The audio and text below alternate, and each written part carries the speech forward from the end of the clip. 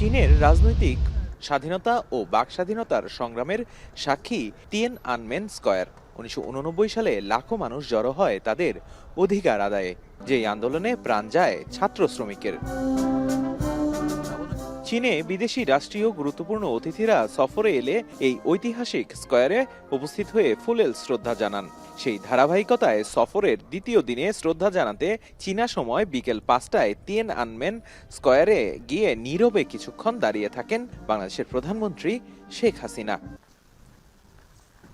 এর আগে প্রধানমন্ত্রী বেজিংয়ের গ্রেট হলে চাইনিজ পিপলস পলিটিক্যাল কনসালটেটিভ কনফারেন্সের জাতীয় কমিটির চেয়ারম্যান ওয়াং হুনিংয়ের সাথে দ্বিপাক্ষিক বৈঠক করেন। সেখানে রোহিঙ্গা ইস্যু নিয়ে চীনের পক্ষ থেকে সহযোগিতা করার কথা জানান হুনিং।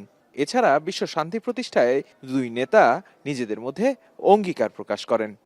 সিপিপি-সিসির প্রেসিডেন্ট তিনি বলেছেন, মায়ানমার এবং বাংলাদেশের ক্ষেত্রে আলোচনার ক্ষেত্রে চায়না ফ্যাসিলিটেটরের কাজ করবে এবং তাদের পক্ষে যতটুকু সম্ভব তারা মায়ানমার সাথে আলাপ আলোচনা করে যাতে রোহিঙ্গাদের প্রত্যাবাসন শুরু হয় সে ব্যাপারে তারা যতটুকু সম্ভব সর্বোচ্চ যতটুকু সম্ভব সেই সহায়তা তারা করবেন বলে জানিয়েছেন।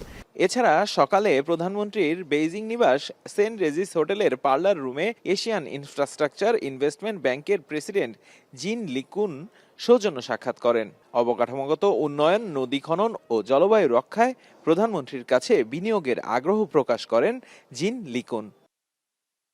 দেবরাজ দেব, এখন চীন। 250-টিরও বেশি ডিজাইন অপশন নিয়ে ওয়ালটন স্মার্ট ফ্রিজ, বোঝে আপনার প্রয়োজন।